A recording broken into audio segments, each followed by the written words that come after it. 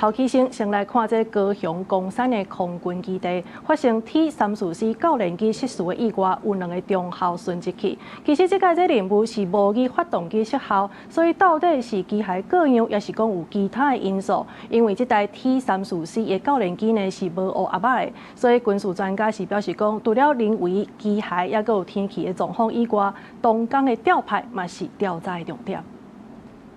前3早起，高雄岡山空軍基地內底失事的 T-344教練機用篷布蓋掉咧，邊仔嘛有搭邊仔起來，包括軍方甲漢翔的人攏來到現場，要調查無人機失事的原因。這回 T-344教練機執行發動機失效的模擬訓練，所不幸失事造成2位中校殉職。因為執行的教練機攏無烏壓巴，要如何來找出失事的原因？有軍事專家講，在地面監測的教官嘛是調查的重點。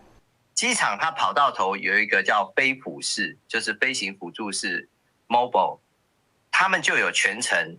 有就是看到它相關的飛行軌跡。那另外機場本身也有進場台，它有進場雷達，所以它整個雷達的軌跡相信也是有掌握的。mobile 的這些資深的飛行教官，他的權限會大過塔台，他可以隨時，因為他本身就有飛升飛機。所以他很清楚，所以他可以直接下令做一些緊急的處置。專家表示，這批 T-344教練機是1985年對美國採購較新型的教練機，不只個欠缺緊急導升的設備，嘛是需要考慮改善的重點。殉職飛官羅貴佑的爸母嘛希望軍方會當趕緊找出失事的原因，尤其這個教練機都已經超過40檔啊，愛換新的飛官性命才有保障。以後空軍的那個飛機能不能淘汰換新，讓下一批的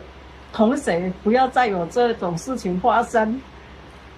讓他犧牲也有價值。軍方表示，失事進前2位中校已經完成試抓任務，這段期間攏無透過無線電匯報有任何狀況。目前空軍已經成立專案小組，早起也來到失事現場敲找，要釐清失事的原因，到底是機械故障還是有其他因素。記者柯家族、柯昭陽、高陽昌報道。